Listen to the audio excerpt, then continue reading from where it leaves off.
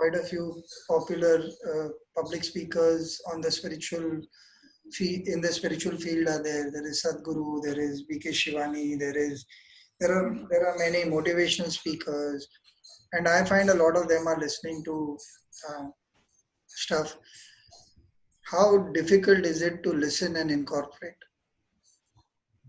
Be- Very difficult. Because intellectually it's very nice. You're like, yay, I got the answer. Next morning you can't wake up. You heard a good discourse on discipline and say, don't Uh, me up, bugger off. I would rather sleep. So how is that's it? How did it work for you, or it didn't, or what were the challenges you faced? No, it's just a constant effort even now, I would say. I like listening to those things because I think it does make sense. For me, it makes sense in my head too. Actually ऐसा होना चाहिए. But does that mean कि I always do that? No. You you sometimes don't want to get up early. I don't meditate, but I know ki how important it is, and you should try and do that to align your thoughts, realign your thoughts, and stuff like that. So I wouldn't say I do each and everything that is needed, but I am going there like little by little. Sometimes now I know that whenever I am not thinking correct about any person, I will take like a step back saying ki, no, Sheetal, it should not matter to you that much. Let's think about the positive. That person also has the positive. And these days, whenever there's a situation, however bad, I have grown to think positive about things. Even now, I like people tell me, ki, how can you be so calm? Because, like, these things sort of, calm you down altogether, thinking, ki, okay, these things are happening, but get out of that situation and think like a third person, ki, how will you sort of make that work. Like if you are in that situation, you will only see one side. So I try and like these are all the small things that you listen, you learn, and sort of thing. That you get out of the situation, you understand the situation, even if it's about your life, and then try give some direction to it, sort of thing. So Okay. So, since this is the values workshop prism that we try and watch this through the talks, so two values that stood out in this answer to me were, one was consistency. So you're constantly doing something. You picked up the part that you like, and for now you're not even bothered about the part that you don't like, which is execution. Like, it's okay. Let it just be there. What I like, let's just continue there.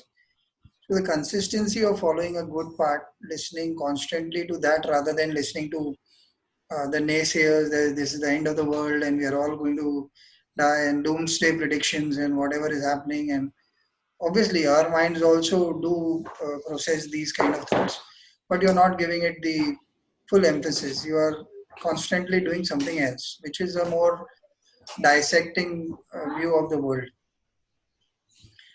Uh, that was one thing that came to me. The second was that when you referred to you almost as if in third person, uh, Sheetal, you need not think like this.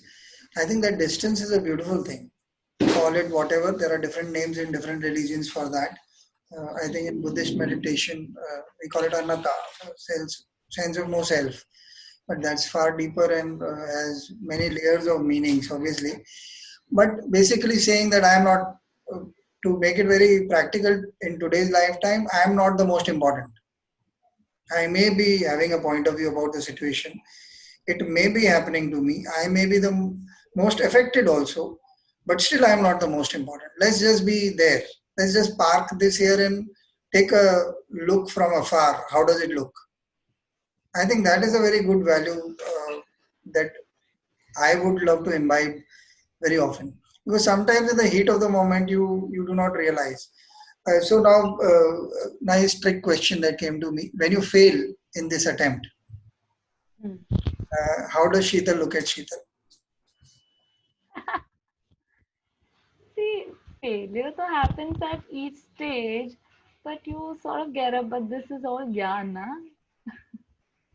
Um, See, I'm just trying to figure out ki what exactly, how do I make this? sort of more practical, that I have failed at times. For example, like, even while listening to this thing, when an incident happened to me, so a very small incident, but at that point of time was very big to me. Like, when you're in your, graduation days and stuff like that, there was this girl who randomly came and said things about me to all my, near relatives and stuff. People started calling, "Are you doing this in the college?" and stuff like that. I was like, I was fuming. I even went and confronted her in front of the entire college and things. Okay. But now that I think, so at that point of time, that is what I thought was, that is how I should react to a situation that's there around me. And I was like, if I'm not wrong, then why shouldn't I make a noise about it? But if current Sheetal had that sort of situation, I would rather like sort of take a step back and say, ki, okay, she doesn't have anything good to do in her life, and she's just trying to promote me. Let it be there. So I would say that sort of situations, and I would like take like, just be there. Ki, okay, maybe she's having a lot of troubles in her life that she wants to just think about other things and not about herself and stuff like that. So now I am a very passive person. I'm not aggressive at all. So all these things have sort of, I fail at times. There are fights, there are things. But now the way I perceive a fight is very this thing. I'll be very passive. It's like, okay, tu bolte ja. Like towards the end, then let's figure what to do. I am not gonna fight with you, but let's figure how to take this forward. Even if you want to break a relationship, I am not gonna create a chaos. But after you have done everything, I'll say, okay, it still does not fit into my head. It still does not, that seamlessness that needs to come with that person or with that situation is not coming. So I think I'll just cut myself off here, and I'm not going to give you any explanation, and I'm not going to fight with you on this thing. I believe in it, and hence I'll do it. So that is the two different situations, that or two different way of I used to perceive things, and now how I perceive things. So yeah. That's quite beautiful. One or two questions, but first I would want to really understand what that longish answer meant. So effectively, you're saying when you're clear in your head, you give yourself space, but not only do you give yourself space, you also give the other person space, even if they seem wrong on the surface.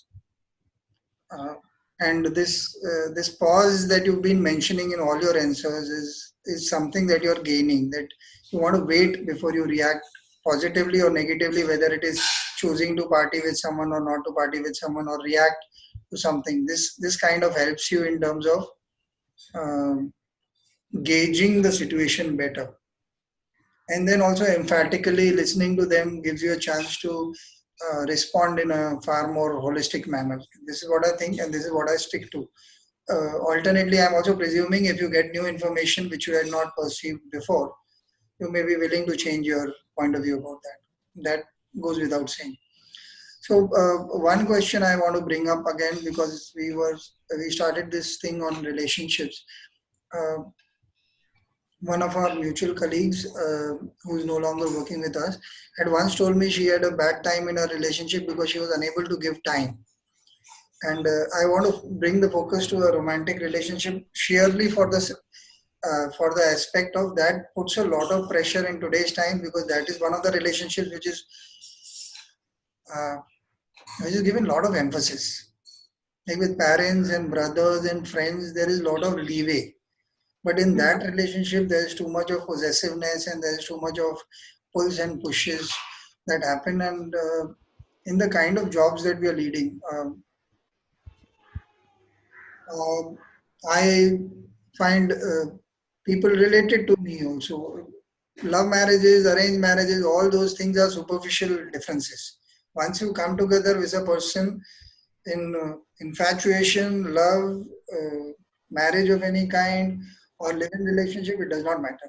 It requires a combination, a partnership that requires a lot of tuning in, tuning out, living with each other's difficult parts and sacrifices, compromises, creation of shared experiences which are enjoyable to the both of them. So, my direct question to you is, have you had an experience where you found that this was a problem that you faced at any point in your life? If you want to share, of course. You need not go into details, but the conflict is what my main issue is. The conflict of time, the conflict of possessiveness about that time and attention that people demand from each other in a relationship like this.